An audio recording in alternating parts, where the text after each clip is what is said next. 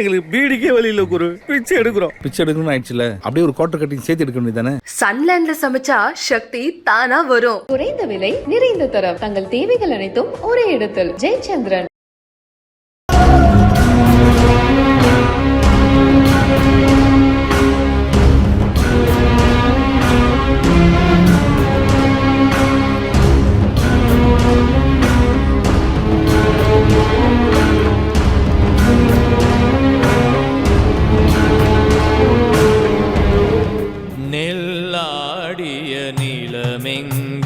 இந்த அரசு 2021 பொறுப்பேற்ற பிறகு தொல்லியல் துறைக்கு ரொம்ப அதிக முக்கியத்துவம் கொடுக்குறாங்களோ அப்படின்ற உண்மை. தமிழ்நாட்டில் இன்னைக்கு ஏறத்தாழ 8 இடங்களுக்கு நம்ம இந்த அகழ்வாராய்ச்சிகள் நடந்துகிட்டு இருக்கு. கீழடியில் இப்போ 9ஆம் கட்டம் நடந்து கொண்டிருக்கிறது. கீழ்நமண்டின்னு திருவண்ணாமலையில்.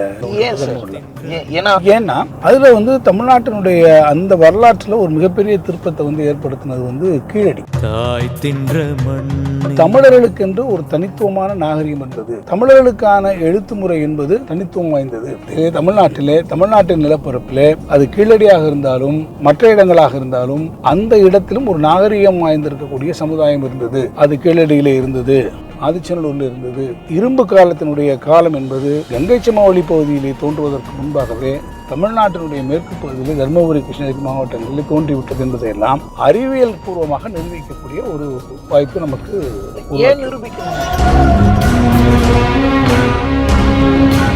தமிழ் எழுத படிக்கக்கூடிய இந்த முறைகள் என்பதை நாம் பிராமி எழுத்திலிருந்து உருவாக்கி கொண்டு வந்தோம். உங்களுடைய நாகரிகம் வட இந்தியாவிலே உருவாகக்கூடிய அந்த காலகட்டத்திற்கு முன்பாகவே தமிழனுக்கென்று ஒரு தனித்த நாகரிகம், இதுகாலம் ஒரு வகையிலே மூடி மறைக்கப்பட்டிருக்கக்கூடிய உண்மைகளை வெளிப்படுத்தி கொண்டு வர வேண்டும் என்பதற்காகத்தான் இந்த நாட்டினுடைய வரலாறு என்பது நமக்கு இருக்கக்கூடிய காவிரி கரையிலிருந்தோ, வைகை கரையிலிருந்தோ, அல்லது தாமிரபரணி என்று அழைக்கக்கூடிய பொருணை நதி கரையிலிருந்து தான் அது துவங்கி இருக்க வேண்டும். போகிற போக்கில் கீழே ராஜராஜ சோழன் என்று ஒரு சோழ அரசர் இருந்தார், ராஜேந்திர சோழன் இருந்தார். ஒரு வரியிலே நம்முடைய வரலாறை முடித்துக் கொள்ளக்கூடியதாக இருந்தாங்க. இன்னொரு பெரிய மாமன்னன் கங்கை கொண்ட சோழபுரத்திலிருந்து இந்தியாவுடைய கிழக்கு கடற்கரையோரமாக பிரயாணம் பண்ணி வங்கத்துக்கு போய் அங்கே இருக்கக்கூடிய கடவுளுக்கு கங்கையிலிருந்து தண்ணி கொண்டு வந்ததை பற்றி வரலாற்று நோக்கில் பெருசாக சொல்றது இல்லையே. ஆக இந்த டிவைடு ஆரம்பத்திலே இருந்திருக்கு, இந்த பாரபட்சம் ஆரம்பத்தில் இருந்திருக்கு. எனவேதான் சொல்கிறோம், அடுத்து ஏன் அது ஒரு அருங்காட்சியகமா இப்ப கீழடியே பெரிய அருங்காட்சியகமா வைக்கிறோம். இப்ப பல அருங்காட்சியங்கள், பொருணை அருங்காட்சி, அது ஏன் அந்த நவீன அருங்காட்சியகங்கள் அமைக்கிறது? பெருசா தடித்தடியான புஸ்தகங்களை நம்ம போட்டு ஆய்வு கட்டுறது இல்லைன்னா அது அலமாரிகளை நிரப்புமே ஒழிய மக்கள் மனங்களை போய் சென்றடையும். கிறிஸ்து பிறப்பதற்கு ஏறத்தாழ 400-500 வருஷத்துக்கு முன்பாக இந்த சமுதாயத்தில் இந்த காசு புழக்கத்துல வந்திருக்குன்னா இங்க இருக்கக்கூடிய மக்கள் கங்கை சமவெளியோட மக்களோடு தொடர்பு வைத்து வந்திருக்கார்கள். அந்த தொடர்பு வாணிப தொடர்பாக இருந்த காரணத்தினால் காசு புழங்கி இருக்கிறது. அந்த காசு இங்கே கிடைத்திருக்கிறது என்றால் அது நமக்கு ஒரு செய்தியை சொல்லுகிறது. கொண்டு போயிருப்பாங்க. இந்த தொடர்புகள் வருகிற போது இங்கே ஒரு தொழில் இருக்கிறது. ஆக உங்கள் இடத்துல எப்படி இருந்திருக்கிறது, அங்கே ஒரு நாகரிகம் பெற்ற சமுதாயம் இருக்கிறது. விவசாயத்தை தாண்டி சென்னையிலே வச்சுட்டா இன்னும் ஈஸி இல்லை, நிறைய பேர் ஆக்சஸ் ஆயிடுவாங்கல்ல. இது நெல்லை மாவட்டத்தில் இருக்கக்கூடிய இந்த ஆர்கிடெக்சரல் எலிமெண்ட்ஸ். நீங்கள் என்கிட்ட ஒரு கேள்வி எழுப்புனீங்க, எல்லாமே ஏன் ஒரு இடத்துல கொண்டு போய் வச்சிருக்கலாமே, இங்கேயே வைக்கலாம். அலெக்சாண்டர் ரி ஆதிச்சநல்லூரில் 1903 பண்ணிட்டு அவர் இங்கே எடுத்தார் பார்த்தீங்களா, அதெல்லாம் அவர் கொண்டு போய் சென்னையில் இருக்கக்கூடிய நம்ம மியூசியத்தில் வச்சுட்டார். அதில் இது ஒரு சின்ன ஒரு மூலையில் இருக்கு. ஆனால் இங்கே அதுதான் கிங்கு. இப்போ இந்த மன்னனுடைய பெருமை ஆதிச்சநல்லூர் அங்கே ஒன்றா இருந்தது. ஆமாம், பொதுமக்கள் ஈர்க்கக்கூடிய எல்லா அம்சங்களும் இருக்கிற மாதிரி இதை நம்ம உருவாக்கணும். இது ஹைவேயில் அமைஞ்சிருக்கிறதுனால நம்மளுடைய கன்னியாகுமரிக்கு போகிறவங்களும் இந்த மண்ணினுடைய பெருமையை, நம்மளுடைய வரலாற்று பெருமைகளை அவங்களும் தெரிஞ்சுக்கலாம். ஸோ இந்த பிளாக் ரெண்டுமே கொற்கை ஏன்னு வச்சுருக்கோம், இது கொற்கை பின்னு வச்சுருக்கோம். நீங்கள் அங்கே பார்க்குறது சிவகலை. ஆனால் ஏன் இந்த துறையை விட மாட்டீங்க? அருங்காட்சியகம், தொல்லியல் துறை, தொழில்துறை அமைச்சராக இருக்கும்போது இப்போ நிதித்துறை அமைச்சர், பெரிய பெரிய போர்ட்போலியோல இது சின்ன துறை இருக்குல்ல, கவர்மெண்ட்ல கடைசி கட்ட துறை. ஒரே வாக்கியத்தில் சொல்லணும்னா this is where my heart lies. உலக தமிழர்கள் அனைவருக்கும் வணக்கம். இன்றைய சிறப்பு நேர்காணலில் நம்மோடு இருக்கக்கூடியவர் அமைச்சர் தங்கம் தென்னரசு. வணக்கம் சார். வணக்கங்க. பொருணை அந்த தொல்லியல் அரங்கம் அமைக்கக்கூடிய பணி நடந்துட்டு இருக்கு, அந்த ஆய்வுக்கு போறோம். அடுத்த ஆண்டு செயல்பாட்டுக்கு வந்துரும்னு செய்திகளை நம்ம பார்த்துருந்தோம். எந்த நிலைமையில இருக்கு சார்? இப்போது பணிகள் ஒரு 75% முடிஞ்சிருச்சுங்க. இந்த கட்டட பணிகள், சிவில் ஒர்க்ஸ் எல்லாம் முடிஞ்சிருச்சு. இப்போதைக்கு நம்ம ஏப்ரல் மேல 2025 ஏப்ரல் மேல மாண்பு முதலமைச்சர் அவர்களை அழைத்து அவர்கள் அதை திறந்து வைப்பதற்கு திட்டமிட்டிருக்கிறோம். அந்த காலகட்டத்துக்குள்ளே எல்லா பணிகளுமே முடிஞ்சு அங்கே நம்ம அந்த எடுத்திருக்கக்கூடிய அந்த அகழ்வாய்வு தளங்கள்லேருந்து எடுத்திருக்கக்கூடிய அந்த தொல்பொருள்கள் ஆர்டிஃபேக்ட்ஸ் அதை எல்லாத்தையுமே அங்கே எக்ஸிபிட் பண்ணுறது, அது குறித்தமான விவரங்களை வைக்கக்கூடியது, அங்கே ஏற்படுத்த வேண்டிய மற்ற வசதிகளை உருவாக்குவது, எல்லா பணிகளுமே ஏப்ரல் அல்லது அந்த மேக்குள்ள முடிஞ்சு. உங்களோட அந்த ஆய்வு பணிக்கு இடையில எங்களோட இந்த உரையாடலை இல்லை நிகழ்த்துருக்கு. எனக்கும் ரொம்ப மகிழ்ச்சி உங்களோட. நான் நிறைய பார்த்துட்டே இருக்கேன், நான் பல சந்தர்ப்பங்களில். எனக்கும் ஒரு வாய்ப்பு கொடுத்து என்னோடையும் பேசுகிற ஒரு வாய்ப்பு எனக்கு. ரொம்ப நன்றி. ரொம்ப சந்தோஷம், ரொம்ப சந்தோஷங்க. அகழ்வாராய்ச்சி அப்புறம் இல்லை ஒரு தொல்லியல் துறை அப்படின்றது ரொம்ப ரொம்ப அது கடைசி கட்டமாக தானே அரசில் வைப்போம். ஆனால் இந்த அரசு 2021 பொறுப்பேற்ற பிறகு தொல்லியல் துறைக்கு ரொம்ப அதிக முக்கியத்துவம் கொடுக்குறாங்களோ அப்படின்ற உண்மை. தொல்லியல் துறைக்கு உரிய முக்கியத்துவம் கொடுத்துருக்குறோம். ஆண்டாண்டு காலமாக நீங்கள் பார்த்தீங்கன்னா தொல்லியல் துறையில் பல ஆராய்ச்சிகள் நடந்துருந்துருக்கு. பல இடங்களில் கல்வெட்டுப்படி எடுக்கக்கூடிய பணிகள் பல நடந்திருக்கு. ஆனால் பெரிய அளவில் நிதி ஒதுக்கீடு எப்பயுமே இருந்ததில்லை. முதல் முறையாக இந்த கடந்த 4 வருஷத்துக்குள்ளே நீங்கள் பார்த்தீங்கன்னா பெரிய அளவில் இதுக்கான நிதி ஒதுக்கீட்டை முதலமைச்சர் தந்தார். அதில் அகழ்வாராய்ச்சிகளுக்குன்ட்டு மட்டும் பார்த்தீங்கன்னா நம்ம 5 கோடி ரூபா அந்த ஒவ்வொரு இடங்களும். அதே மாதிரி என்னென்ன இடங்களில் அந்த அகழ்வாராய்ச்சிகள் நம்ம பண்ணலாம்ன்றத அறிஞர்கள் அவங்களுடைய ஆர்கியாலஜிஸ்டோடைய அறிவுரைகளை நம்ம வாங்கி அந்த இடங்களுக்கு கமிட்டியில் ஒன்றிய அரசில் அதை நம்ம கொடுக்க வேண்டியிருக்கும். ஏஎஸ்ஐயில் காபா கமிட்டின்னு இருக்குது. அந்த கமிட்டியில் வச்சு அதை அப்ரூவல் வாங்கி நம்ம செஞ்சிட்ருக்கோம். தமிழ்நாட்டில் இன்றைக்கி ஏறத்தாழ 8 இடங்களுக்கு நம்ம இந்த அகழ்வாராய்ச்சிகள் நடந்துகிட்டு இருக்கு. ஓகே, எங்கே சார்? கீழடியில் இப்போ 9ஆம் கட்டம் நடந்து கொண்டு இருக்கிறது. அதே மாதிரி பார்த்திங்கன்னா கீழ்நமண்டின்னு திருவண்ணாமலையில் நடந்து கொண்டிருக்குது. நம்முடைய வைப்பாறு விருதுநகர் மாவட்டத்தில் அங்கே நடந்துகிட்ருக்கு. அதே மாதிரி தென்காசி பக்கத்தில் வாசுதேவநல்லூர் அருகில் அங்கே ஒரு அகழ்வாய்வு இப்போது துவங்கப்பட்டிருக்கிறது. இப்படி தமிழ்நாட்டினுடைய பல்வேறு இடங்களில் நம்ம அந்த அகழ்வாய்வு பணிகள் நடந்து. ஏன்னா காரணம் என்னன்னா தமிழ்நாட்டினுடைய வரலாறு என்பது தொல்பழங்காலத்திலிருந்து வந்திருக்கிற வரலாற்றை நம்ம அறிவியல் பூர்வமாக நம்ம நிறுவ வேண்டும் என்று நாங்கள் விரும்புகிறோம். காரணம் வரலாறை நம்ம எழுதும்போது பார்த்தீங்கன்னா வரலாறு பாதியுடைய வரலாற்று ஆசிரியருடைய கருத்து ஒரு மாதிரி வந்தாலும் கூட நாம் இதற்கு எல்லாத்துக்கும் ஒரு அடிப்படையான அறிவியல் பூர்வமான ஆய்வுகளை நம்ம மேற்கொள்ளணும்னு வந்தோம். அதில் தமிழ்நாட்டினுடைய அந்த வரலாற்றில் ஒரு மிகப்பெரிய திருப்பத்தை ஏற்படுத்தினது கீழடி. ஓகே, கீழடி உள்ளபடியே பொதுமக்களிடத்து ஒரு பெரிய விழிப்புணர்வையும் ஆர்வத்தையும் உருவாக்கியது. அப்போ கீழடியோடு இணைந்து சில அரசியல்களும் வந்ததை நம்ம மறுக்க முடியாது. அந்த காலகட்டத்தில் தான் தமிழர்களுக்கென்று ஒரு தனித்துவமான நாகரிகம் இருந்தது. தமிழர்களுக்கான எழுத்து முறை என்பது தனித்துவம் வாய்ந்தது. அதற்கு முன்னால் இருந்த பல்வேறு கருதுகோள்கள், உதாரணமாக நகரமயமாக்கல், அர்பனைசேஷன் சொல்லக்கூடிய நகரமயமாக்கல் என்பது கங்கை சமவெளியில் தான் கிறிஸ்து பிறப்பதற்கு 6 நூற்றாண்டுகளுக்கு முன்பாக இருந்தது, அங்கே மட்டும்தான் இருந்தது என்பது நீண்ட காலமாக வரலாற்று ஆசிரியர்கள் சொல்லக்கூடிய கருத்து. ஆனால் அது அவ்வாறு இல்லை. அங்கே நாகரிகம் வளர்ந்து நகரமயமாக்கல் உருவான அந்த காலகட்டத்தில் இந்தியாவினுடைய தென்கோடி முனையிலே இருக்கக்கூடிய தமிழ்நாட்டின் நிலப்பரப்பிலே அது கீழடியாக இருந்தாலும் மற்ற இடங்களாக இருந்தாலும் அந்த இடத்திலும் ஒரு நாகரிகம் வாய்ந்திருக்கக்கூடிய சமுதாயம் இருந்தது. அது கீழடியிலே இருந்தது, ஆதிச்சநல்லூரில் இருந்தது, கொற்கையிலே இருந்தது. இரும்பு காலத்தினுடைய காலம் என்பது கங்கை சமவெளி பகுதியிலே தோன்றுவதற்கு முன்பாகவே தமிழ்நாட்டினுடைய மேற்கு பகுதியிலே தருமபுரி, கிருஷ்ணகிரி மாவட்டங்களிலே தோன்றிவிட்டது என்பதையெல்லாம் அறிவியல் பூர்வமாக நிரூபிக்கக்கூடிய ஒரு வாய்ப்பு நமக்கு. ஏன் நிரூபிக்கணும்? எதுக்கு? என்ன காரணம்னா உங்களுக்கு மேலே அது நிரூபிக்க வேண்டிய காலகட்டம் என்ன? நான் ஆரம்பத்திலே உங்களிடத்தை துவக்கத்திலே சொன்னதை போல தமிழ்நாட்டுக்கு என்று இருக்கக்கூடிய வரலாறு என்பது பிற்காலத்திலே உருவான வரலாறு. நாகரிகம் உருவான சமுதாயம் உருவாகிற போது தமிழர்களுக்கு அதிலே பங்கில்லை. தமிழ் எழுத படிக்கக்கூடிய இந்த முறைகள் என்பதே நாம் பிராமி எழுத்திலிருந்து உருவாக்கி கொண்டு வந்தோம். அந்த பிராமி எழுத்து என்பது அசோகனுடைய பிராமியிலிருந்து வந்தது. அந்த அசோகன் பிராமியிலிருந்து தான் தமிழ் உருவாகி வந்தது என்கின்ற கருதுகோள் தான் இருந்தது. ஓகே, அதுதான் நம்ம என்ன சொன்னோம், அது அல்ல. உங்களுடைய நாகரிகம் வட இந்தியாவிலே உருவாகக்கூடிய அந்த காலகட்டத்திற்கு முன்பாகவே தமிழனுக்கென்று ஒரு தனித்த நாகரிகம், தனித்துவம் வாய்ந்த நாகரிகம் இருந்தது.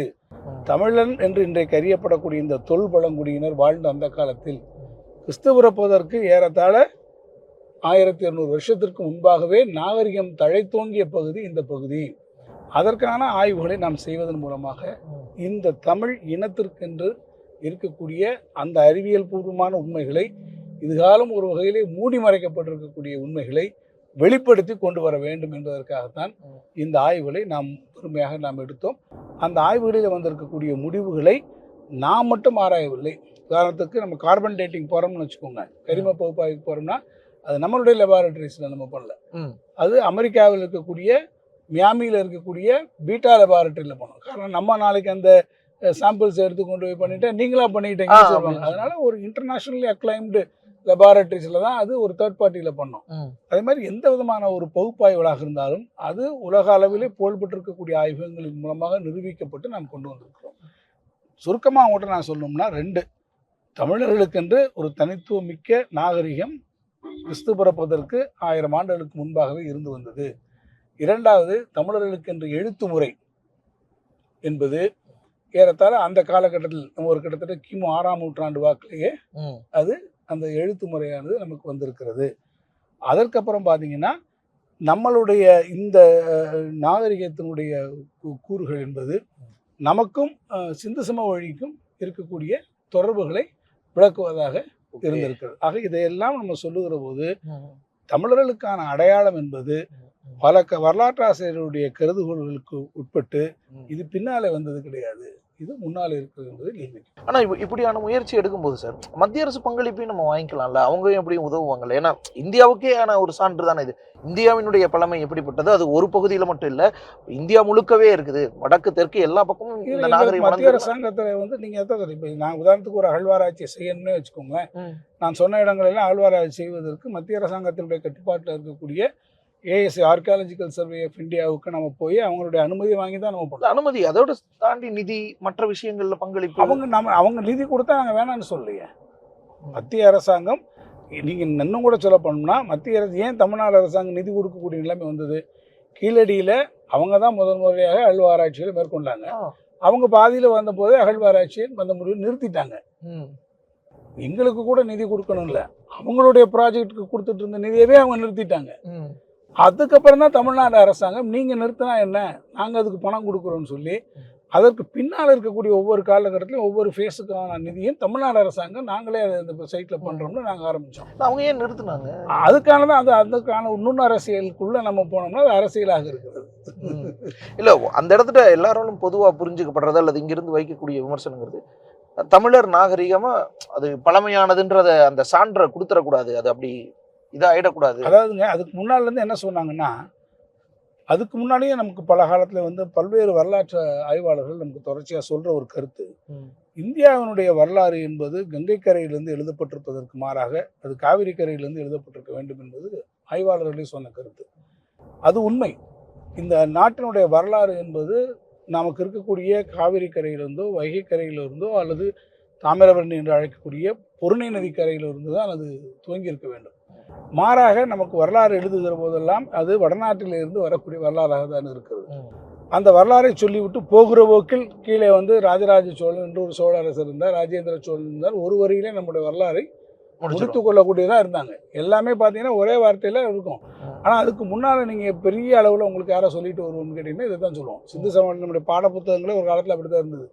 சிந்து சமவெளி நாகரிகத்தை விட்டு நம்ம சொல்ல ஆரம்பித்தோம்னா நம்ம குப்தர்களை பற்றி சொல்லுவோம், குப்தரின் காலம் பொற்காலம்னு சொல்லுவோம், சந்திரகுப்த மௌரியர் சமுத்திரகுப்த மௌரியரை பற்றி பேசுவோம், ஹர்ஷவர்தனரை பற்றி பேசுவோம்.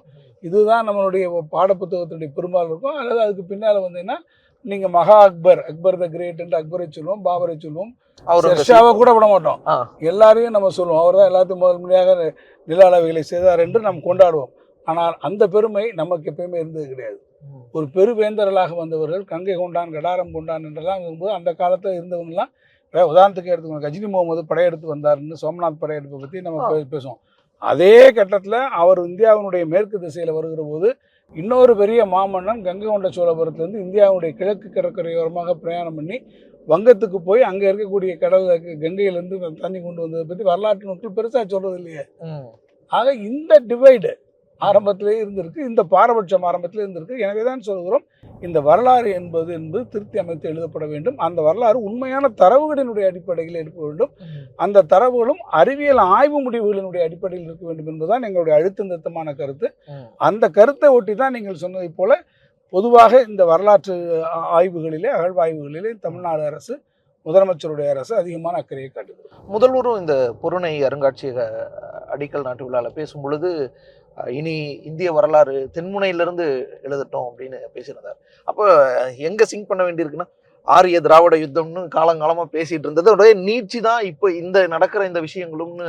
இல்லை, நீங்கள் இது எப்படி வேணாலும் ஒருத்தருடைய பெர்செப்ஷன் இது நீண்ட கால போராட்டத்தினுடைய பின்விளைவாக இருக்கலாம், அல்லது இன்னைக்கு இருக்கக்கூடிய ஒரு டிவைடுனால வரக்கூடியதாக இருக்கலாம். ஆனால் எதுவாக இருந்தாலும் நாம் உண்மைகளை சொல்ல வேண்டிய கடமை ஒரு அரசாங்கத்துக்கு இருக்கிறது. பொதுமக்களிடத்திலே நாம் உண்மையை சொல்ல வேண்டும். இத்தனை நாள் ஒரு விஷயம் மூடி மறைக்கப்பட்டிருந்தால் அந்த மூடி மறைக்கப்பட்டிருக்கூடிய விஷயங்களை வெளியே கொண்டு வந்து சொல்ல வேண்டும். அந்த விஷயங்களை சொல்வதற்காகத்தான் இந்த ஆய்வுகள் நமக்கு இன்றைக்கு மிகப்பெரிய வந்திருக்குது. அதில் எப்படி நம்ம கீழடி ஆய்வுகள் வைகை நதிக்கரையில் வரக்கூடிய இந்த நாகரிகத்திற்கான சான்றுகளாக இருக்கிறதோ, அதுபோல் பொருணையினுடைய நதிக்கரையில் நாம் பண்ணியிருக்கக்கூடிய ஆய்வுகள் அந்த சான்றுகளை அளித்திருக்கிறது. நுண்கற்காலம் என்று சொல்லக்கூடிய அந்த காலகட்டம், நியோலித்திக் பீரியட் என்று சொல்லக்கூடிய இந்த காலகட்டத்தில் நம்முடைய தொல்மாந்தர்கள் வாழ்ந்திருக்கக்கூடிய நாகரிகம், அவருடைய தொழில், அவருடைய வாழ்ந்திருக்கக்கூடிய பகுதிகளில் இருக்கக்கூடிய அவருடைய வாழ்க்கை முறை, இவற்றையெல்லாம் சொல்லக்கூடியதை வைப்பாற்று நாகரிகம் என்று கருதக்கூடிய சாத்தூர் பக்கத்தில் வெம்பக்கோட்டையில் இருக்கக்கூடிய அந்த அகழ்வாய்வுகள் நமக்கு சொல்லுகிறது. இரும்பு காலத்தை ஒட்டி இருக்கக்கூடிய அந்த அகழ்வாய்வுகள், பெரும்பாலை போன்றிருக்கக்கூடிய இடத்துல நடந்திருக்கக்கூடிய அகழ்வாய்வுகள் நமக்கு இன்னும் தெளிவாகவே நமக்கு சொல்லுகிறது. சார், இப்போ அகழ்வாய்வு செய்கிறோம், நமக்கு கிடைக்குது, ஓகே, அடுத்து ஏன் அது ஒரு அருங்காட்சியகமாக, இப்போ கீழடியே பெரிய அருங்காட்சியகமாக வைக்கிறோம், இப்போ பல அருங்காட்சியகங்கள், பொருணை அருங்காட்சியகம், அது ஏன் அந்த நவீன அருங்காட்சியகங்கள் அமைக்கிறது? காரணம் என்னன்னா, பொதுவாக இதுக்கு முன்னால் இருந்ததெல்லாம் அருங்காட்சியகங்களுக்கு அவ்வளோ நிதி ஒதுக்கீடுகள் கிடையாது. அகழ்வாய்வு பண்ணிவிட்டு அப்புறம் அந்த அகழ்வாய்வு குழிகளை கூட மூடிடுவாங்க. அதுக்கப்புறம் அது போயிடும், அங்கே இருக்கக்கூடிய அந்த ஆர்டிஃபேக்ட்ஸு அல்லது அந்த பொருள்களை எடுத்து எங்கேயாவது ஒரு இடத்துல கொண்டு வச்சுருப்பாங்க. அது பெரும்பகுதியான என்ன அறிஞர்களுடைய ஆய்வுகளுக்கு மட்டும் தெரியும். அது வரலாற்று ஆசிரியர்களுக்கோ வரலாற்று ஆய்வாளர்களுக்கு மட்டும் தெரிஞ்சிருக்கும். ஆனால் அது வெகுஜன மக்களுக்கு அதை எடுத்துக்கொண்டு போய் இந்த இடத்துல இருந்தக்கூடிய நாகரிகத்தின் கூறுகளை நீங்கள் பாருங்கள் என்று சொல்லக்கூடிய ஒரு இது வேணும். அப்படி அமைக்கக்கூடிய அந்த மியூசியம்ஸ், அந்த அருங்காட்சியகங்கள் என்பது பொதுமக்களை ஈர்க்கக்கூடிய வகையில் இருக்கும். இன்றைக்கி பலவிதமான டெக்னாலஜி நமக்கு வந்துருச்சு. அந்த டெக்னாலஜியை நீங்கள் யூஸ் பண்ணணும். இளைஞர்களுக்கும் சிறு குழந்தைகளுக்கும் அது தெரியக்கூடிய அளவில் போகணும். பெருசாக தடியான புஸ்தகங்களை நம்ம போட்டு ஆய்வு கட்டுரைகள் எழுதுனா அது அலமாரிகளை நிரப்புமே ஒழிய மக்கள் மனங்களை போய் சென்றடையாது. ஸோ அதுக்காக தான் நம்ம இந்த அருங்காட்சியகங்களை நம்ம உருவாக்கணும். அது அவங்களுக்கு ஒரு பொழுதுபோக்கான ஒரு இடம் மாதிரி மட்டுமல்லாமல் மக்கள் வர வேண்டும், இதை பற்றி அவர்கள் தெரிந்து கொள்ள வேண்டும் என்கின்ற விதத்தில் தான் கீழடியிலே நம்ம மிகப்பெரிய அளவில் ஒரு பன்னாட்டு தரத்திலே அதை உருவாக்கி இருக்கிறோம். நீங்கள் போய் பார்த்தீங்கன்னா எப்படி டெல்லியில் இருக்க மியூசியம் இருக்கோ, பாட்னாவில் இருக்க மியூசியம்ஸ் இருக்கோ, அதுக்கு இணையாக இன்னும் சொன்னால் உலகத்தில் இருக்கக்கூடிய பல மியூசியங்களுக்கு இணையானதாக அதை நாம் உருவாக்கி இருக்கிறோம். அதனால தான் இப்போ அதுக்கு பார்த்தீங்கன்னா அவ்வளோ மக்கள் வர்றாங்க. ஒரு ஃபுட்ஃபால் அப்படின்னு நம்ம பார்த்தோம்னா 2000 பேர் 3000 பேர் ஒரு நாளைக்கு சராசரியாக வந்துட்டு போகிற அளவுக்கு இன்னும் ஓகே வர்றாங்க. இன்னும் பார்த்துட்டு திறந்து ரொம்ப நாள் ஆயிடுச்சு, இன்னும் வராங்க. காரணம் அவங்க அதில் அதிகமான ஒரு காலத்தில் மதுரை பக்கத்தில் இருக்குது. அது ஜியாகிரபிக்கலாக புவியியல் அடிப்படையில் சிவகங்கை மாவட்டத்தில் அமைஞ்சிருந்தாலும் கூட மதுரைக்கு மிக அருகில் அமைஞ்சிருக்கு. மதுரையிலேருந்து ஒரு 5-6 கிலோமீட்டர் நீங்கள் அவுட்டர் ரிங் பக்கத்தில் வந்துடும். ஆனால் அங்கே நீங்கள் பார்த்தீங்கன்னா மதுரைக்கு ஒரு காலத்தில் வந்தால் கோயிலுக்கு வரணும். ஆமாம், திருமலை நாயக்கர் மஹால் பார்க்க வருவாங்க. அந்த மாதிரியான க்ரௌட் இருக்கும்போது இது இப்போது கீழடி என்பது ஒரு தவிர்க்க முடியாத ஒரு இடமாக, ஒரு சுற்றுலா தலமாக வருகிறது. அது தமிழர்களுடைய வாழ்வியல் முறைகளை அறிந்து கொள்ளக்கூடிய ஒரு என்ன சொல்ல ஒரு எக்ஸ்பீரியன்ஸ் சென்டராகவும் அது இருக்குது. அதே நேரத்தில் அவங்களுக்கு இந்த இடம் அவர்களுக்கு பல்வேறு விதமான தகவல்களை கொடுக்கக்கூடிய நாலேஜ் சென்டராகவும். ஆனால் சார், இப்போ கீழடி அப்படிங்கிறது அது அருங்காட்சியகம், அதுக்கு கிடைச்சிருக்கக்கூடிய அந்த வெளிச்சம் அப்படிங்கிறது இன்னும் பல இடங்களை நோக்கி நம்ம அரச நகர வைக்கிறதுக்கான வாய்ப்பு அது உருவாக்கி இருக்கு. கீழடியிலே கூட பார்த்தீங்கன்னா இந்த மியூசியம் அங்கேருந்து எடுத்திருக்கக்கூடிய பொருள்களை எல்லாம் டிஸ்பிளே பண்ணி இது இன்னென்ன பொருள் வந்திருக்குன்னா இது இன்னென்ன விதமான காரியங்கள் நடந்திருக்கணும். அங்கே ஒரு காயின் கிடைச்சது. அந்த காயின் ஒரு முத்திரை காயின், பஞ்ச்மார்க் காயின் என்று ஆங்கிலத்தில் சொல்லுவார்கள், முத்திரை மோதிரங்கள். அந்த காயின் எப்போது புழக்கத்தில் இருந்ததுன்னா வட இந்தியாவில் மௌரிய அரசாங்கம் இருக்கிற போது அங்கே புழக்கத்தில் இருந்த அந்த காசுகள். ஓகே. அந்த காசுகள் இங்கே இருக்கக்கூடிய அகழ்வாய்வு செய்கிற போது நமக்கு அகழ்வாய்வு குழியில் கிடைச்சது. அப்போ அது எதை உங்களுக்கு சொல்லுது? அதை எடுத்து இப்படி கொண்டாந்து இந்த காசை நம்ம இப்படி வச்சிடலாம். ஒரு காசு அங்கேருந்து எடுத்துட்டோம், இந்த முத்திரை காசு வந்து சும்மா டிஸ்பிளே பண்ணுறது இல்லை. ஆனால் அந்த காசு என்ன செய்தி உங்களுக்கு சொல்லுது அப்படி என்றால், அந்த காலகட்டத்தில் ஏறத்தாழ கிறிஸ்து பிறப்பு அதே காலகட்டம், கிறிஸ்து பிறப்பதற்கு ஏறத்தாழ 400-500 வருஷத்துக்கு முன்பாக இந்த சமுதாயத்தில் இந்த காசு புழக்கத்தில் வந்திருக்குன்னா, இங்க இருக்கக்கூடிய மக்கள் கங்கை சமவெளியோட மக்களோடு தொடர்பு வைத்திருக்கிறார்கள். அந்த தொடர்பு வாணிப தொடர்பாக இருந்த காரணத்தினால் காசு புழங்கி இருக்கிறது. அந்த காசு இங்கே கிடைத்திருக்கிறது என்றால் அது நமக்கு ஒரு செய்தியை சொல்லுகிறது. ஸோ வாணிப தொடர்புகளை செய்யக்கூடிய மக்கள் இருக்கிறார் என்றால் அங்கே தொழில் வளம் இருந்திருக்கு. கொண்டு போயிருப்பாங்க. இந்த தொடர்புகள் வருகிற போது இங்கே ஒரு தொழில் இருக்கிறது. ஆக உங்கள் இடத்துல எப்படி இருந்திருக்கிறது? அங்கே ஒரு நாகரிகம் பெற்ற சமுதாயம் இருந்திருக்கிறது. விவசாயத்தை தாண்டி, வேளாண் தொழிலை தாண்டி அந்த கட்டம் வந்துட்டாங்க. அப்ப இத்தனை செய்திகள் இது கொடுக்கக்கூடிய ஒரு சின்ன காயினுக்கு பின்னால் இருக்குன்னா, அங்க இருக்கக்கூடிய ஒவ்வொரு பொருள்களும் ஒரு செய்தியை உங்களுக்கு சொல்லும் இல்லைங்களா? அப்போ ஒரு பானை ஓட்டுல ஒரு ஆதன் அப்படின்னு ஒரு எழுத்து வருது. ஒரு வச்சுக்கோங்க பேர் ஆதன். அந்த பேர் வந்து பாத்தீங்கன்னா கீழடியில இருக்கு, சிவகலையில இருக்கு, பல இடங்கள்ல இந்த நீங்க பார்க்கலாம். அப்ப இது ஒரு செய்தி உங்களுக்கு சொல்லுது. நான் ஏற்கனவே குறிப்பிட்ட சொன்னது மாதிரி தமிழர்களுக்கு என்று எழுத்து, தனிப்பட்ட ஒரு எழுத்து முறை நமக்கு இருந்தது. அது அசோகனுடைய காலத்துக்கு முன்பாகவே எழுத்து முறை நமக்கு இருந்திருக்கு. அப்ப அசோகன் பிராமியில இருந்தா நம்ம பிராமி வருதுன்ற கருதுகோள் தவறு. நமக்கு என்று தனித்துவமாக ஒன்று இருந்திருக்கிறது.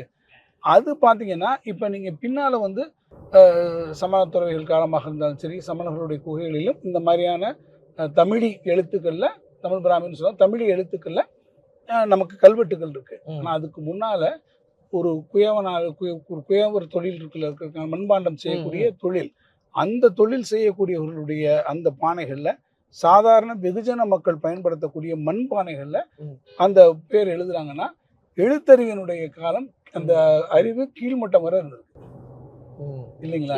அந்த காலம் எல்லாருக்கும் பரவி இருந்திருக்கு, எல்லா மட்டத்திலும் பறந்திருக்கு. சமுதாயத்தினுடைய அடிநிலையில் அந்த காலத்திலே இது போன்ற சிறு சிறு தொழில்கள் செய்யக்கூடியவர்களுடைய காலகட்டங்களாக இருந்தாலும் கீழே இருக்கக்கூடிய மக்களுக்கும் இந்த எழுத்து முறை பழகி இருக்கிறார்கள். படிப்பு இருந்திருக்கு, குறியீடு இருக்கு.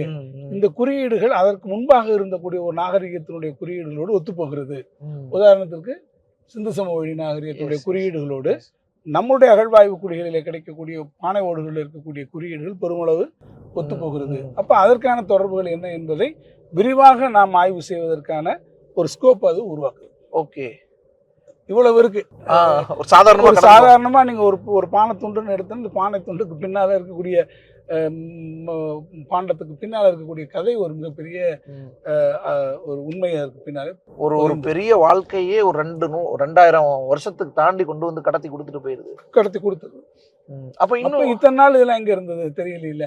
சோ இந்த ஆய்வுகளை நம்ம முறைப்படி செஞ்சாதான் இந்த உண்மைகளை நம்மளால வெளிக்கொணர முடியும் சார். ஆனா இப்ப அதுல சிக்கல், பணம், நிதி அப்படின்னு ஒண்ணு இருக்குல்ல சார்? ஏன்னா நம்ம பல டிபார்ட்மெண்ட்ஸ்ல நிதி சிக்கல் இருக்கிறத நம்ம சொல்றோம்.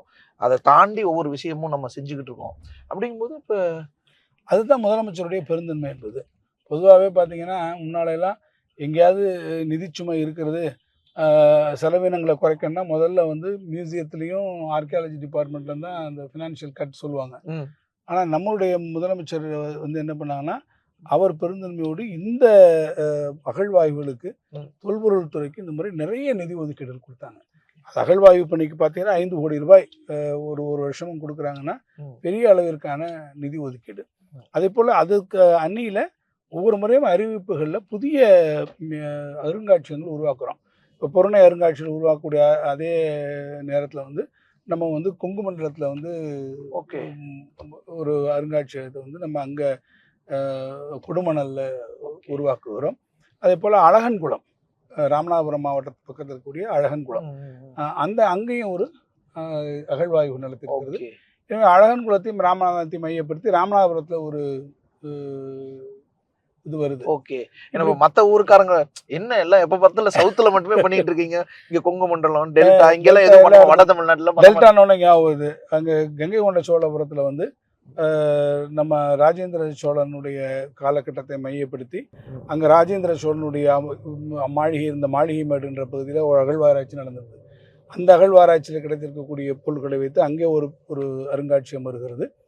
தஞ்சையிலே ஒட்டுமொத்தமாக சோழர்களுடைய அந்த பெருமைகளை விளக்கக்கூடிய ஒரு மிகப்பெரிய அருங்காட்சியகம் அமைப்பதற்கு நம்ம அறிவிப்பு செய்திருக்கிறோம். இதற்கான இப்போது இடங்களை எல்லாம் தேர்வு செய்து பரவாயில்ல, தமிழ்நாடு முழுக்கவே எல்லா இடங்களையும் அங்கங்கே இருக்கக்கூடிய அந்த கல்ச்சரல் ரெஃப்ளெக்ஷன்ஸை ஆவணப்படுத்தக்கூடிய வகையில் இத்தகைய பெரிய அளவில் இந்த மியூசியம்ஸ் அமைக்கப்படுது. ஓகே சார், இப்போ மியூசியம்ஸுங்கிறது இப்போ ஒரு பெரிய சிட்டி, இப்போ சென்னையில் இருந்துச்சுன்னா இன்டர்நேஷ்னல் லெவலில் இருந்து எல்லாரும் வந்து போகிறதுக்கு ஈஸியாக இருக்கும். ஏன்னா மியூசியம் எப்படி எடுத்து கொண்டு போய் தானே வைக்க போகிறோம். அது ஏன் சென்னையிலே வச்சுட்டா இன்னும் ஈஸி இல்லை, நிறைய பேர் ஆக்சஸ் ஆயிடுவாங்கல்ல. கண்டிப்பாக ஏன் பொருணை இன்னும் திருநெல்வேலியில் இல்லை கீழடி பக்கம் அப்படி அங்கங்கே எடுக்கிற இடத்துலயே எடுக்கிற இடத்துல வந்து அதை இப்போ முன்னாடி இருந்து அகழ்வைப்புங்கிறது அந்தந்த எடுக்கிற இடத்துல வச்சுக்கிட்டு இருந்தோம். இப்போ பார்த்தீங்கன்னா ஏஎஸ்ஐலேருந்து ஆதிச்சநல்லூரில் கூட ஒரு இது வச்சுருக்குறாங்க. ஆனால் அங்கே வந்து போய் பார்க்குறவங்க ரொம்ப கம்மியாக இருக்கிறாங்க. கீழடி வந்து எதற்காக அங்கே வச்சோம், அந்த இடத்தினுடைய பெருமை நமக்கு தெரியணும். அந்த நிலப்பரப்புக்கு உரியதாக வர வேண்டும். அதில் நீங்கள் சொன்ன மாதிரி நிறைய பேர் வந்து பார்க்கணும் வைக்கின்றது தான்.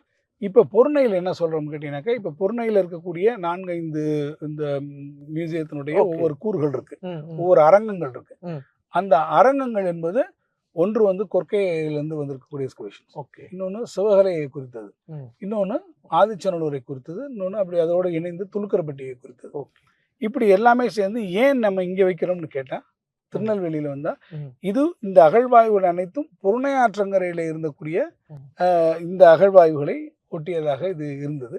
எனவே பொருணை ஆற்றை வைக்கும்போது திருநெல்வேலி அதனுடைய மையப்பகுதியாக இருந்தது. பொருணை ஆற்றுக்கு திருநெல்வேலியிலேருந்து கீழ்ப்புறமாக இருக்கக்கூடிய இடங்களில் இருக்கக்கூடிய தொல்லியல் அடையாளங்கள், அதே போல் மேற்புறம் நிறைய இடங்கள் இருக்குது.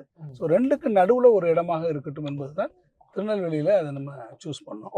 அதுவும் இந்த இடத்த சூஸ் பண்ணது, இப்போ நம்ம அதை போய் பார்க்க போகிறோம். அந்த இடத்த சூஸ் பண்ணதுக்கும் அதான் காரணம். நிறைய நம்ம பேர் பார்க்கலாம் அப்படின்றதுக்காக வந்துட்டோம், நம்ம பார்த்துருவோம் சார்.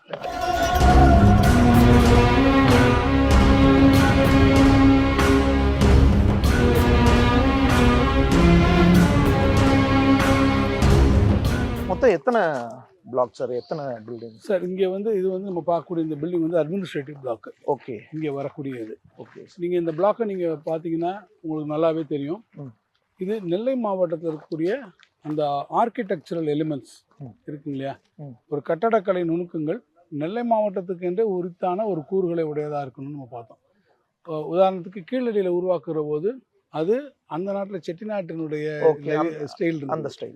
அங்கே இருக்கக்கூடிய கட்டட அமைப்புகள் பார்த்தீங்கன்னா அதில் இருக்கக்கூடிய அந்த கட்டடக்கலை நுணுக்கங்களை அது அந்த தனித்துவத்தை உள்வாங்கியிருக்கும். இங்கே இருக்கக்கூடிய கட்டடக்கலையை பார்த்தீங்கன்னா நெல்லை சீமையில் இருக்கக்கூடிய கட்டட அந்த வளைவுகள்லாம் அது அந்த மேல்கூரையெல்லாம் பார்த்தீங்கன்னா நீங்கள் பழைய காலத்தில் நெல்லை சீமையில் கட்டப்பட்டிருக்கக்கூடிய வீடுகளை பார்த்தீங்கன்னா இதே மாதிரியான முறையில் தான் இருக்கும். ஸோ அந்த முறையில் நம்ம வந்து ஒரு அடிப்படையாக நம்ம அதை வச்சுக்கிட்டு இருக்கோம். இது வந்து நமக்கு வந்து ஒரு அட்மினிஸ்ட்ரேட்டிவ் பிளாக் அல்லது ஒரு வரவேற்பு அறைன்னு நம்ம அந்த இங்கே என்ட்ரி ஆகிட்டு தான் போகிறோம். இந்த இடத்துல வந்து தான் ஒவ்வொருத்தரும் அதுக்கு என்ன பண்ணுறோம்னா ஒரு வாக்வே உருவாக்குறோம். இப்போ நம்ம இந்த பண்ணக்கூடிய இந்த இடத்துல வந்து ஒரு 2 வாட்டர் பாடி வருது. சார். இந்த வாட்டர் பாடிக்கு வாட்டர் சேனல் அங்கேருந்து வருது. இப்போ நம்ம பண்ண போகிறோம். இப்போ வாட்டர் பாடியே இங்கே வரப்போகுது. இந்த இடத்துல ஒரு வாட்டர் பாடி, அதுக்கு நடுவில் ஒரு வாட்டர் பிரிட்ஜ். ஸோ வரக்கூடியவங்க இந்த வாட்டர் பாடிக்கு நடுவில் உள்ள வந்து இந்த இடத்துக்கு போகிறது ஒரு பாலம் மாதிரி. ஆமாம், அது காரணம் வந்து இந்த இடம் வந்து இயற்கையாக ஒரு மலைக்குன்றினுடைய அடிவாரம். அப்போ தண்ணி வந்து தேங்கக்கூடிய ஒரு இடம். இயற்கையாக இந்த இடத்துல வந்து இந்த பள்ளம் உருவாகி இருந்தது. ஆக அப்படியே அதை நம்ம வந்து ஒரு யூஸ் பண்ணிவிட்டு இந்த இடத்துல ஒரு வாட்டர் பாடியை நம்ம இன்னும் அழகாக க்ரியேட் பண்ணி வரவங்க அதுக்கு நடுவில் நடந்து வர மாதிரி பண்ணிடலாம். அதுக்கு வரக்கூடிய தண்ணி ஒரு முறை, அவுட்லெட் ஒரு முறை நம்ம பண்ணிடுறோம். அதே மாதிரி நடந்து போகிறவங்களுக்கும் அங்கே வந்து வர்ற அளவுக்கு அதுக்கு மேலே போகிற அளவுக்கு நம்ம வச்சிடறோம். மற்ற இந்த இதெல்லாம் சார் இது ஒவ்வொரு பிளாக்கு வரேன் நான். இது வந்து வரக்கூடியவங்க பொதுவாக அந்த பொருணை நாகரிகத்தில் இருக்கக்கூடிய இதுகள் எப்படி இருக்கும், அங்கே நம்ம ஒரு அகழ்வாராய்ச்சி பொதுவான தமிழ்நாட்டினுடைய அகழ்வாய்வு. இன்னொன்று ஒரு ஏவி தேட்டர். அது ஒரு ஏவி தேட்டர், ஒரு எக்ஸ்பீரியன்ஸ். இதுக்கு வரவங்களுக்கு இந்த தொல் வழங்காலம் நமக்கு எப்படி இருந்ததுன்னு தெரிஞ்சுக்கிற அளவுக்கு ஒரு முழுமையான அனுபவத்தை கொடுக்கக்கூடிய ஒரு ஏவி தேட்டர். அதுக்குள்ளே இது வந்து ஸோ அங்கே எக்ஸ்பிளைனர் வீடியோஸு, டச் ஸ்க்ரீன்ஸு, அது மாதிரி தெரிஞ்சக்கூடிய அளவு. அதான் நான் சொல்லும்போது புதிய தொழில்நுட்பங்களை நம்ம பயன்படுத்துகிறோம். அந்த அளவுக்கு அது வரக்கூடிய அளவுக்கு இது நம்ம பண்ணியிருக்கோம். ம். அது இனிமேல் தான் அதுக்குள்ள ஒவ்வொரு இடமும் நம்ம பண்ண போகிறோம். ஓகே. ஒவ்வொரு இடத்துல என்னென்ன வரப்போகுதுன்றத நம்ம தனியாக அதுக்குன்னு இது வந்து கொர்க்கை பிளாக்கு. இப்போ நான் ஏற்கனவே சொன்ன மாதிரி பொருணை ஆற்றங்கரையில் நம்ம பண்ண அகழ்வாய்வுகளில் 3 இடங்கள் மிக முக்கியமான இடங்கள். ஒன்று வந்து கொர்க்கை, இன்னொன்று வந்து சிவகலை, இன்னொன்று வந்து ஆதிச்சநல்லூர். ஆதிச்சநல்லூர் நீங்கள் நிறைய கேள்விப்பட்டிருப்பீங்க. ஏன்னா ஆதிச்சநல்லூர் அகழ்வாய்வுகள் என்பது தான் இந்தியாவிலேயே முதன்முறையாக அகழ்வாய்வு நடந்ததே வந்து ஆதிச்சநல்லூர் தான். முதுமக்கள் தாலி, முதுமக்கள் தாலி அதுலேருந்து நீங்கள் படிச்சிருந்துருப்பீங்க. அது 1876 19ஆம் நூற்றாண்டினுடைய அந்த பகுதியில் வந்து ஜாகர்னு ஒரு ஜெர்மானியர் வந்து அதை பண்ணார். அங்கே பல பொருட்களை அவருக்கு அதில் கிடைச்சது. அதுக்கப்புறம் வந்து பிற்காலத்தில் ஒரு 1903 அலெக்சாண்டர் ரீ அங்கே ஒரு அகழ்வாய்வு நடத்தினார். அதுக்கப்புறம் பின்னால் வந்து 2003 2004 ஒரு சத்தியமூர்த்தி சார் ஒரு அகழ்வாய்வு அங்கே நடத்தினார். இப்படி ஆதிச்சநல்லூரில் பலர் நடத்திருக்காங்க. தமிழ்நாடு அரசுடைய தொல்பொருள்துறை நம்ம ஆர்கியாலஜி டிபார்ட்மெண்ட்டும் அங்கே பண்ணியிருக்கோம். நீங்கள் சொன்ன மாதிரி அந்த முதுமக்கள் தாலி இருக்கக்கூடிய ஈமக்காடுகளில் பண்ணுறது ஒன்று, மக்கள் வாழ்விடங்கள் இருக்கும் இல்லையா, அந்த இடங்களில் பண்ணலாம்னு சொல்லி நம்ம அங்கே பண்ணோம். ஸோ அங்கே நமக்கு சில பொருட்கள் கிடைச்சிருக்கு, அவங்களுக்கும் வந்தது. நீங்கள் என்கிட்ட ஒரு கேள்வி எழுப்புனீங்க, எல்லாமே வந்து ஏன் ஒரு இடத்துல கொண்டு போய் வச்சிருக்கலாமே, இங்கேயே வைக்க. அலெக்சாண்டர் ரீ ஆதிச்சநல்லூரில் 1903 பண்ணிட்டு அவர் இங்கே எடுத்தார் பார்த்தீங்களா, அதெல்லாம் அவர் கொண்டு போய் சென்னையில் இருக்கக்கூடிய நம்ம மியூசியத்தில் வச்சுட்டார். ஓகே. சென்னையில் இருக்கக்கூடிய மியூசியத்தில், சென்னை அருங்காட்சியகத்தில் வச்சுட்டார். இன்னைக்கு போனாலும் நம்ம ஆதிச்சநல்லூர் கேலரி இங்கே பார்க்கலாம். ஓகே. ஆனால் அங்கே என்னாச்சுன்னா, சென்னையில் இருக்கக்கூடிய தமிழ்நாடு அப்போ ஒன்றுபட்ட சென்னை பிரசிடென்சி, அந்த இதில் இருக்கக்கூடிய எல்லா இடத்துலேருந்தும் பொருள் இருக்குது. அமராவதி கேலரி தனியாக இருக்குது, அப்படிலாம் இருக்குது. அதில் இது ஒரு சின்ன ஒரு மூலையில் இருக்குது. ஆனால் இங்கே அதுதான் கிங்கு. இந்த ஊரோட பெருமை, இந்த மன்னனுடைய பெருமை ஆதிச்சநல்லூர். அங்க 10ல் 1 இருந்துரும். ஆமா, ஆதிச்சநல்லூர் பரம்புல கிடைச்சது. அதை விட பெரிய வேடிக்கை, ஜாகர் பண்ணது என்ன பண்ணாருன்னா, அவர் ஜெர்மனிக்கு எடுத்துட்டு போயிட்டார் பேட்டி பேட்டியா அந்த காலத்துல. ஸோ அதனால தான் என்ன சொன்னோம், ஏன் இன்னும் கூட சொன்னால் கீழடியில் எடுக்கக்கூடிய அந்த பொருள்களை கூட மைசூருக்கு கொண்டு போகலான்னு முடிவு பண்ணாங்க. ஏன்னா அப்போ அவங்களுக்கு ஏஎஸ்ஐயோட ஹெட் குவார்ட்டர்ஸ் அப்போ அங்கே இருந்தது. அப்போ அகழ்வாராய்ச்சி பண்ணிட்டு அவங்க என்ன சொன்னாங்க, இது மைசூருக்கு எடுத்து போகலான்னாங்க. ஏற்கனவே நம்மளோட எல்லா கல்வெட்டுகளும் அங்கே இருக்குது. அதை ரொம்ப போட்டு கோர்ட்டில் எல்லாம் போட்டு பெரிய சண்டைக்கு அப்புறம் தான் கோர்ட்டில் வந்து முடிவு வாங்கி, கோர்ட்டு டைரக்ஷனில் அங்கே இருக்க எஸ்டம் பேஜஸ், அந்த மைப்படிகளை, கல்வெட்டு படிகளை சென்னைக்கு கொண்டு வந்து வச்சாங்க. அப்போ எல்லாம் திருப்பி கோர்ட்டில் இந்த இது பொருள்களெல்லாம் ஏஎஸ் எடுத்து போகும்போது பாட்டியை திருப்பி அங்கேயே ரீட்டைன் பண்ணணும்னு கோர்ட்டில் இருந்து ஆர்டர் வந்தது. ஒரு முறை நீதிமன்றங்களுடைய தலையீடுகள்லாம் இருந்தது அப்போ. ஆனால் அதே போல தான் இப்போ நம்ம என்ன சொன்னோம், அங்கங்கே எடுக்கக்கூடிய பொருட்களை அந்த மண்ணுக்கு சொந்தமாக வைக்கணும்.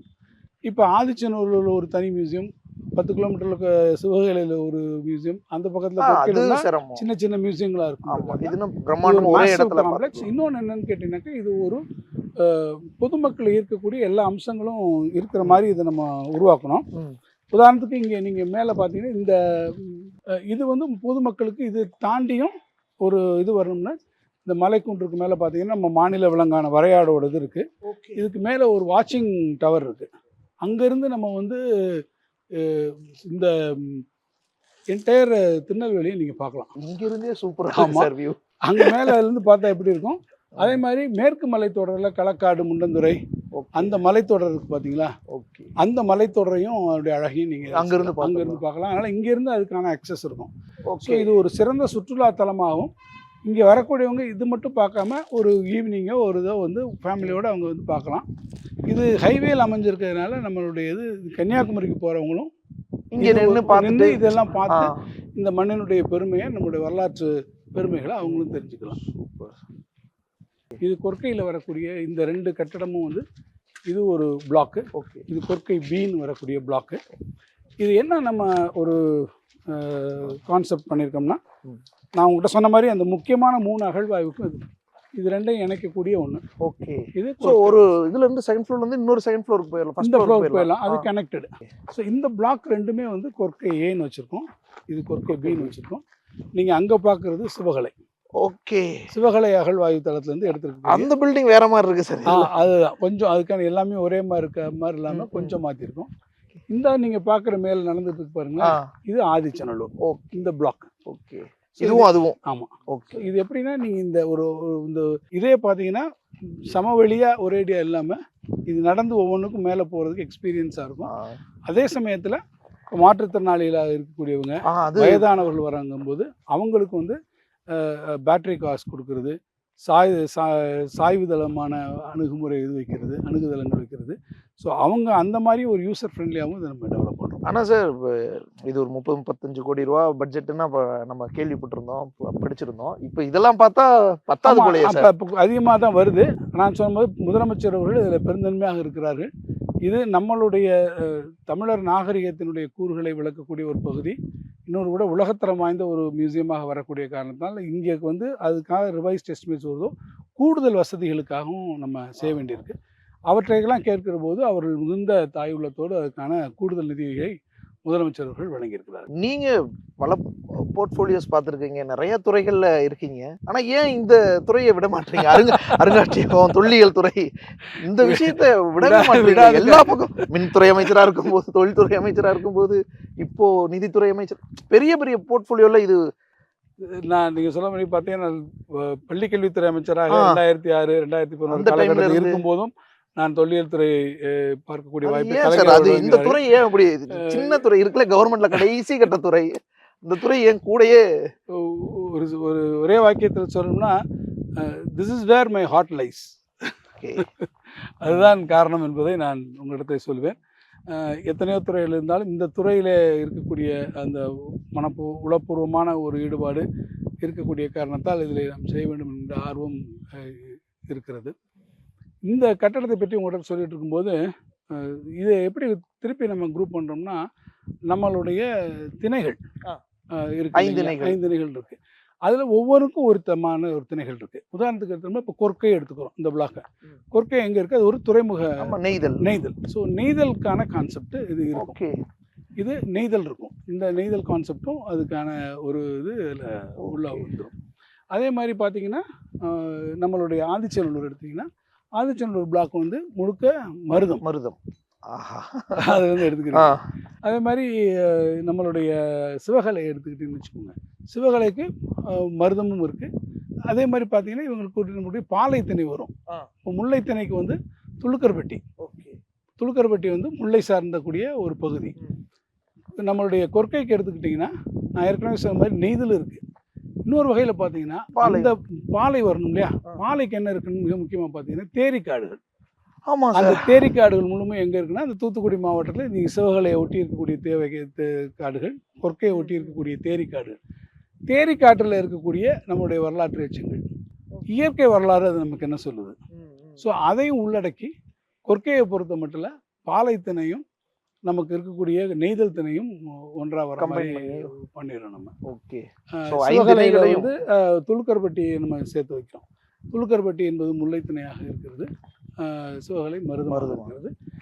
நம்மளுடைய ஆதிச்சநல்லூர் அது மருதநல பகுதியாக எல்லாமே ஒரு கான்செப்டில் கொண்டு வரோம். அந்த கான்செப்டுக்கு அப்புறம் அவங்க என்ன தொழில் கூடங்கள் என்ன. இப்போ கொர்க்கையை நம்ம எடுத்துட்டோம்னா அங்கே என்ன தொழில் நடந்திருக்கும்? ஒன்று முத்து குளிக்கிறது இருந்திருக்கணும், சங்கு எடுக்கிறது இருந்திருக்கணும், அது அறிவியல் இருந்திருக்கணும், அப்புறம் மண்பானைகள் பண்ணுறதா இருக்கணும், நெசவு தொழில் இருந்திருக்கணும். ஆக அங்கே இருந்த தொழில் கூடங்கள் எப்படி இருந்தது என்பதை நம்ம சொல்கிறோம். அதே மாதிரி அணிமணிகள் கிடைச்சிருக்கு. அப்போ அந்த மணிகள் கிடைக்கிறதுனால அந்த செய்கிறவங்க எப்படி அது வாழ்ந்திருப்பாங்க, அவங்களுடைய பொருட்கள் என்னவாக இருந்தது என்பதை நம்ம சொல்ல முடியும். ஸோ இப்படி ஒவ்வொன்றுக்கும் நம்ம வந்து திணைகளுடைய அடிப்படையில் ஒவ்வொரு பில்டிங்கும் நம்ம அதை கொண்டு வரோம். ஓகே. இதில் வந்து நான் ஏற்கனவே சொன்ன மாதிரி ஒவ்வொரு இடத்துலையும் நமக்கு சில விஷயங்கள் கிடைக்கிறது. இப்போ சுருக்கமாக சொல்லணும்னு வச்சுக்கோங்களேன், ஆதன் அப்படின்னு நான் உங்கள்கிட்ட வரும்போது சொன்னேன். அந்த பேர் வந்து சிவகலையில் இருக்கக்கூடிய பானை ஓடுகளில் கிடச்சிது. அப்போ நமக்கு என்ன தெரிய வருது, நமக்கு சிவகலைக்கு முன்னால் இது கீழடிக்கு முன்னால் இருக்கக்கூடிய சிவகலையினுடைய நாகரிகத்திலேயும் ஆதன் வருது, கீழடியிலையும் ஆதன் வருது, தமிழ் எழுத்துக்களை. ஆக இந்த எழுத்தறிவு பெற்றிருக்கக்கூடிய சமுதாயம் என்பது இந்த பேர் வைக்கிறது எல்லாருக்கும் ஏதோ ஒரு கனெக்டிவிட்டி இருந்திருக்கு. அது பேர் திருப்பியும் இங்கே ரெஃப்ளெக்ட் ஆகுது நமக்கு. இன்னும் சில அதிசயமாக இருக்குது. உதாரணத்துக்கு வந்து ஆதிச்சநல்லூருக்கும் சிவகலையும் எடுத்துக்கோங்க. இப்போ இருக்கிற பார்த்தீங்கன்னா 2 பிளாக் இருக்குது. அது மாதிரி தான் அது 2 பக்கத்தில் அஸ் த க்ரோ ஃப்ளைஸ் நீங்கள் எடுத்துக்கிட்டிங்கன்னா ஏரியல் டிஸ்டன்ஸ் எடுத்து பார்த்தீங்கன்னா 2க்கும் இருக்கக்கூடிய இடைப்பட்ட பரப்பு என்பது ஒரு 10 கிலோமீட்டருக்குள்ளே தான் வரும். ஓகே. ஆனால் ஆதிச்சநல்லூரில் தங்கம் இருந்தது, செம்பு இருந்தது. அங்கே சிவகலையில் இருக்கக்கூடியதில் வந்து தங்கமோ செம்போ இல்லை, ஓகே. அங்கே கிடைக்கல. சிவகலையில் அதுக்கான பொருள். அப்ப காலமே வித்தியாசமா இருக்கு. கால வித்தியாசங்கள், நாகரிகத்தினுடைய வித்தியாசங்கள் நமக்கு வருது. ஆதிச்சநல்லூரில் நமக்கு தங்கத்தாலான பட்டைகள் கிடைச்சது, நிறைய இரும்பு வாட்கள் போன்றவையெல்லாம் கிடைச்சிருக்கு நமக்கு. அப்ப அது அதுக்கும் முந்தைய காலகட்டம். அந்த காலகட்டங்கள் வித்தியாசம் படுது. நம்ம துலுக்கர்பட்டியினுடைய காலம் இதுவும் ஒத்து போகக்கூடிய காலங்களாக அது நமக்கு வரக்கூடியதாக இருக்குது. அங்கே வந்து மானுடவியல் நமக்கு ஆந்த்ரோபாலஜிக்கல் ரிசர்ச் பண்ணுறதுக்கு, ஏன்னா நிறைய மண்டை ஓடுகள் அங்கே கிடைச்ச போது அதை நம்ம ரிசர்ச் பண்ணுறதுக்கான ஒரு வாய்ப்பும் அங்கே வந்தது. ஓகே. இப்போ ஆர்கியாலஜிக்கலோட சேர்த்து ஆர்கிடெக்சர்லேயும் உங்களுக்கு பயங்கர ஈடுபாடு. ஏன்னா நம்ம இல்லை, அதை ஒரு தீமேட்டிக்காக கொண்டு வரதுக்காக நம்ம முயற்சி பண்ணோம். ஒரு இடங்களில் நம்ம உருவாக்கும் போது, இப்போ நெல்லைச்சீமையில் உருவாக்குறோம்னா இங்கே இருக்கிறதுக்கான ஒரு தனித்துவமான கட்டடக்கலை இருக்கிறது அல்லவா. அப்போ அவங்களுக்கு வரும்போது ஒரு சென்ஸ் ஆஃப் பிலாங்கிங்னஸ், இது நம்ம ஊர் கட்டடம் அந்த காலத்தில் இருந்தது, பாட்டம் போட்டம் வீடுதெல்லாம் அப்படி தான் இருந்தது, கிராமத்துக்கு போனால் அந்த வீடு மாதிரியே தானே இருக்குது அப்படின்ற மாதிரி ஒரு பழைய வீடுகள்லேருந்து நம்ம அந்த கூறுகள் எடுத்து தான் நம்ம இந்த ஆர்கிடெக்ட் ஸ்பெசிஃபிக்காக நம்ம சொல்லி இப்படி இந்த மாதிரி வரணும்னு நம்ம சொல்லி பண்ணோம். நீங்கள் அங்கே கூட பார்த்தா எல்லாம் ஆத்தங்குடி டைல்ஸ் தான் இருக்கும். ஓகே. அங்கே கீழடியில். Okay okay. கீழே இருந்து மேலே வரை எல்லாமே அதே மாதிரி வந்திருக்கும். ஓ சூப்பர் சார். அதான் இங்கே இந்த பழமை மாறா தமிழர் பாரம்பரியம் அப்படி, அதே புதிய சட்டப்பேரவைன்னு நம்ம கட்டும்போது ஆமாம், அது அதனுடைய இது வேறு. அதுவும் பார்த்து பார்த்து. ஆமாம், அது ஒரு காலகட்டம். அது கலைஞர் அவர்கள் முதலமைச்சராக இருக்கும்போது என்னை ஒரு முறை அழைச்சி அதை பார்க்க சொன்னார். அது எப்படின்னா, நான் அப்போ தான் அண்ணா நூற்றாண்டு நூலகத்தை முடிச்சுட்டு இருந்தோம். அதை முடிச்சுட்டு இருக்கும்போது அதுக்கப்புறம் தஞ்சையில் 1000வது ஆண்டு விழா, தஞ்சை பெரிய கோயில், அதை போய் உடனடியாக பாருன்னாரு. அந்த பணிகளை முடிச்சுட்டு அங்கே இருந்துகிட்டு இருந்தபோது திடீர்னு கூப்பிட்டார். உடனடியாக வந்து அப்புறம் வந்துட்டு பேசிகிட்டு இருக்கும்போது ஒரு நாள் வீட்டுக்கு வர சொன்னாங்க. வீட்டுக்கு போனோடனே நாளையிலேருந்து நீ நேராக போய் அந்த புதிய தலைமைச் செயலக கட்டடத்தை முழுமையாக இருந்து அதை கட்டுற வேண்டிய வேலைப்பார் அப்படின்னாரு.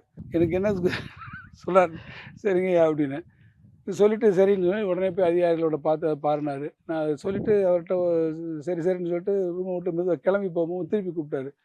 இது முடிகிற வரை சென்னையை விட்டு நீ எங்கேயும் போகக்கூடாது, போகிறாங்க என்கிட்ட சொல்லாமல் எங்கேயும் போகக்கூடாதுன்னாரு. ஒரு அன்பு கட்டளையோடு அந்த பொறுப்பை கொடுத்தாரு.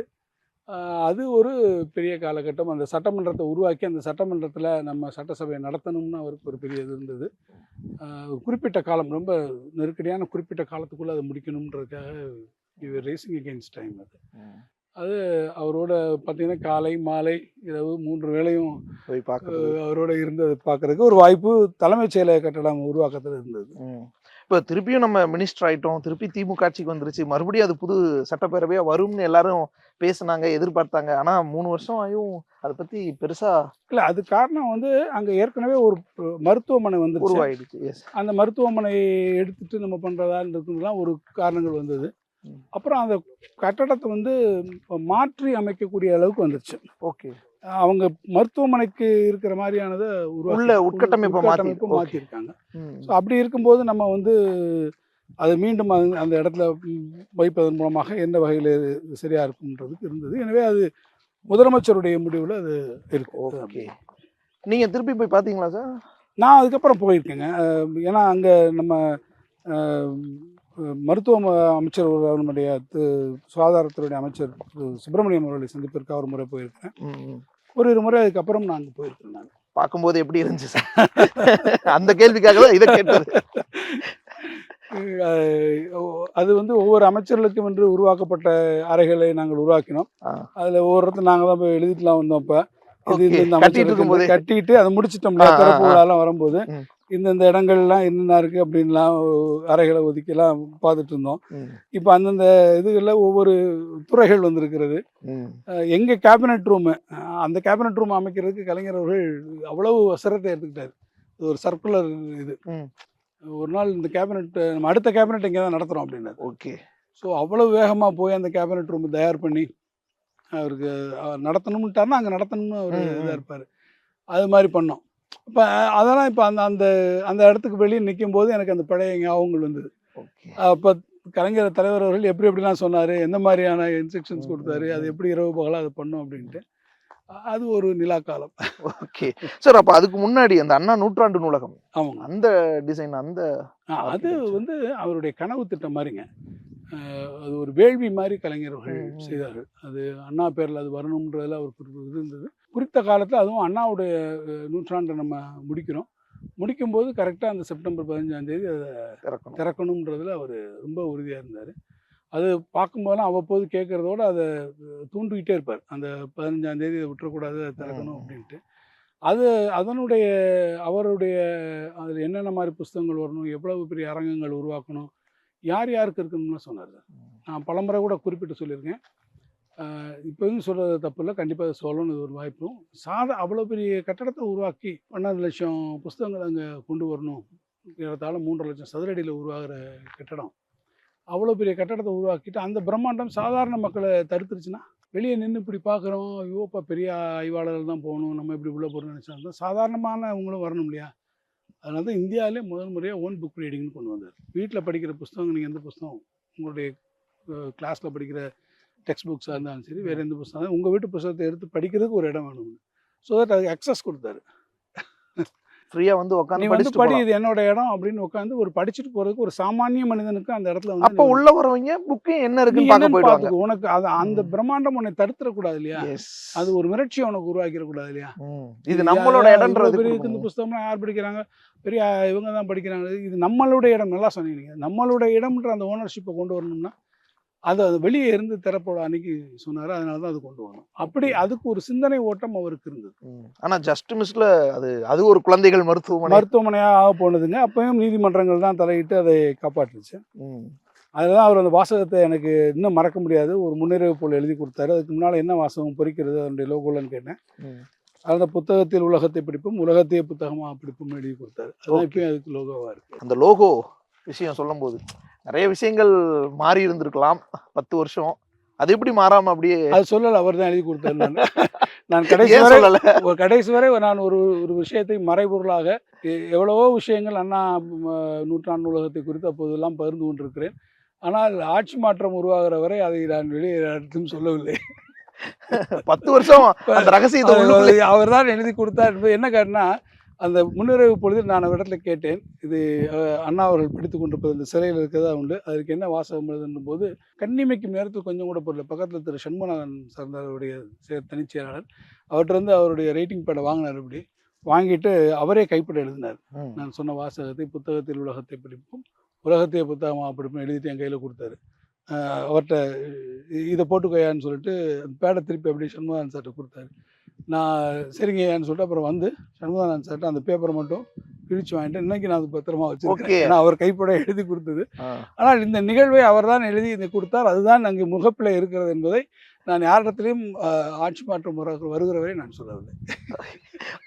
காரணம் நீங்கள் சொன்ன காரணத்தினால தான். அது தெரியாமல் இருக்கிற வரை அது யாரும் தொடாமல் இருக்கிறார்கள் என்பது. அதனால அது பாட்டு அதை யாருமே அதை டச் பண்ணலை, அது பாட்டுக்கு இருந்தது. ஒரு 10 வருஷம் கழிச்சு சொல்ற ஒரு நான் அந்த வழியை போகிற போது வருகிற போதெல்லாம் அதை பார்த்து கொண்டே போவேன்.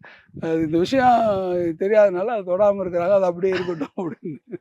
அதான் நீங்கள் பார்க்குறீங்க இல்லையா அந்த வரையாடு. ஆமா, ஓகே. இங்கேருந்து பொதுமக்கள் வந்து அந்த மேலே போகலாம். மாலை இது போன்ற மாலை நேரங்களில் நம்ம திருநெல்வேலியிலேருந்து வரக்கூடிய மக்களாக இருந்தாலும் சரி, வேறு பல பகுதிகள் இங்கே வராமலே கூட நேரம் அங்கே போயிட்டு போகலாம். இங்கேருந்து உள்ளே வந்து போகிற மாதிரி இங்கிருந்து வந்து ஓகே அக்சஸ் இப்படி கொடுத்துரும் மேலே கூடி. Okay okay okay. அவங்க இங்கே வந்துட்டு இந்த இடங்களை நல்லா சுற்றி பார்த்து மலை ஏறுற மாதிரி இல்லை சார்? ஆமாம், மேலே நம்ம இது கொடுத்துரும், கார் போகிற மாதிரி அக்சஸ். Okay okay. அந்த பக்கத்தில் அக்சஸ் கொடுத்துரும். அவங்க ஏன்னா நிறைய பேர் ஏரியெல்லாம் போக முடியாதுனால அவங்களுக்கு அக்சஸ் கொடுத்துரும். இந்த பக்கத்துலேயும் அவங்க ஏறி போகிறதுக்கான வாய்ப்பும் கொடுத்துரும். இது பார்த்தீங்கன்னா இந்த இதே வந்து உங்களுக்கு இந்த அன்ரிலேட்டடாக இருக்கிறது தானே அதனுடைய சரிவில். ஆமாம் சார். அது ஒரு ஒட்டுமொத்தமாக உங்களுக்கு ஒரு எக்ஸ்பீரியன்ஸ் கொடுக்குது. வரையாடு வரையாடு ஏன் சார்? மாநில விலங்கு, அதான் ஸ்டேட் அனிமல். ஸோ அது வந்து நமக்கு ஒரு சிம்பிளாக அது இருக்கட்டும் அப்படின்றதுனால அதை மையப்படுத்தி அங்கேருந்து ஸோ வெகு தூரத்தில் இருந்தும் உங்களுக்கு அது தெரியும். நீங்கள் அந்த பாலத்துலேருந்து பார்க்கலாம். அல்லது நீங்கள் இந்த பக்கத்தில் அங்கே ஒரு ஆடு ரெட்டியார்பட்டி பக்கத்து ரெட்டியார்பட்டி பக்கத்துல என்ன ஒரு பெரிய ஆடு தெரியுதுன்னு உங்களுக்கு தெரியும். அது பக்கத்தில் வந்த பிறகு அது அப்படியே தெரியும். ஓகே. சங்க இலக்கியங்களில் பார்த்தீங்கன்னா ஒரு வரும், மடல்தாள் பெண்ணை எம்சிறு நல்லூரேன்னு. தூரத்துலேருந்து பார்க்கும்போது அந்த பனை மரங்களுடைய மடல் இருக்கு பாருங்க, தூரத்தில் ஒரு பனை மரத்தை காமிச்சு அந்த மடல் தெரியுது பற்றிய பனை மரம், அந்த பனை மரத்துக்கு பக்கத்தில் இருக்க தான் என்னுடைய ஊருன்னு சொல்ல மாதிரி. அது மாதிரி தூரத்தில் அந்த வரையாடை காட்டி அங்கே தான் நம்மளுடைய பொருளை இருக்குன்னு சொல்லலாம். Super sir. எங்களுக்கு பீடிக்கே வழி இல்ல குரு, பிச்சை எடுக்கிறோம். பிச்சை எடுக்கணும்னு ஆயிடுச்சுல, அப்படியே ஒரு குவார்டர் கட்டிங் சேர்த்து எடுக்க வேண்டியதானே? சன்லேண்ட்ல சமைச்சா சக்தி தானா வரும். குறைந்த விலை நிறைந்த தரம் தங்கள் தேவைகள் அனைத்தும் ஒரே இடத்தில். ஜெயச்சந்திரன்.